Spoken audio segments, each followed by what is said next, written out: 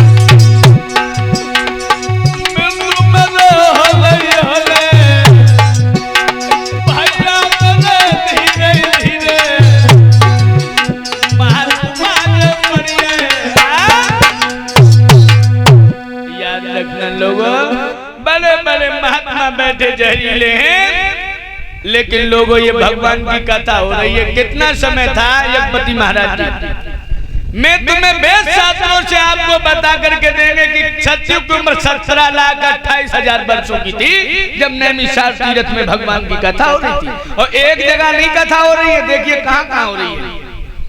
नैमिषारण्य तीर्थ में सनकादिक ऋषि बैठे हुए हैं जहाँ भगवान की कथा हो रही है।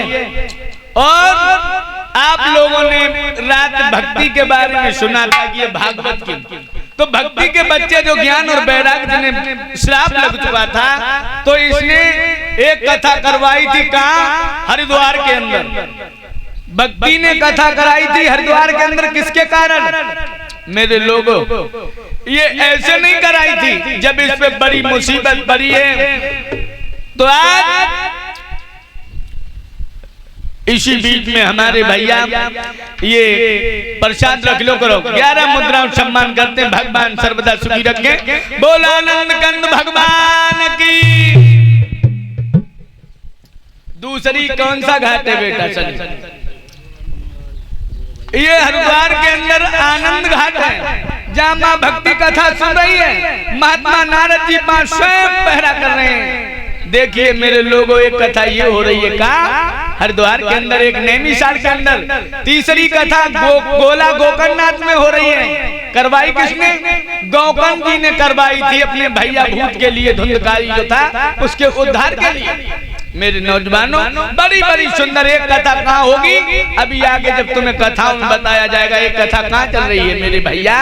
एक कथा चल रही थी कहाँ, राजा परीक्षित को श्राप लगा हुआ था।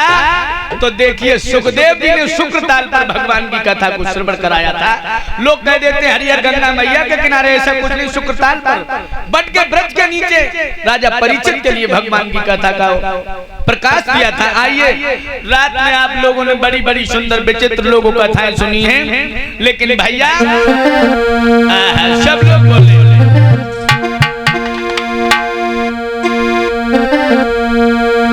देखिए एक बड़ो सुंदर दक्षिण दिशा में बहुत अच्छा मठाधीश हुआ है, बड़ा अच्छा ब्राह्मण है। क्या नाम है? आत्मदेव। लोगों आत्मदेव कहते किसी जिसकी आत्मा पवित्र हो, देवताओं की समान हो, जो पराई बहन बेटी को इज्जत देता हो, ऐसा महापुरुष। लेकिन लोगों गड़बड़ हुई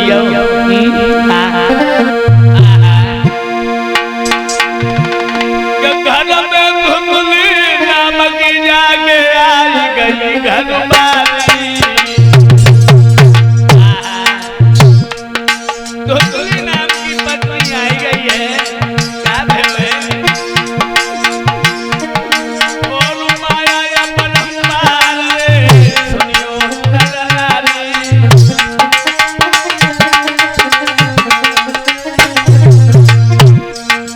बहुत अच्छा ब्राह्मण हुआ, लेकिन भैया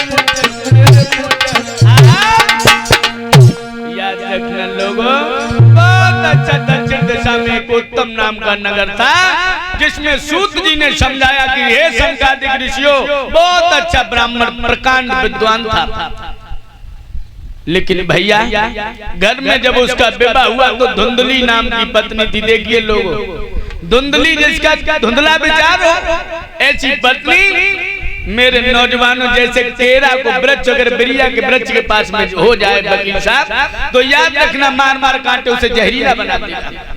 लेकिन ब्राह्मण बड़ा भोला था, बड़ा सीधा था, समय को व्यतीत करता हुआ चला जा रहा, लेकिन समय जो था वो भी पलटी मारने लगा। आज देखिए एक दिन दर्पण में उन्होंने चेहरा को देखा। मेरे भगवत श्रोता प्रेमियों, कभी शीशा झूठ नहीं बोलता है। घर में बेटा बेटी नहीं है और किसी ने सजी लिखा है लोगों,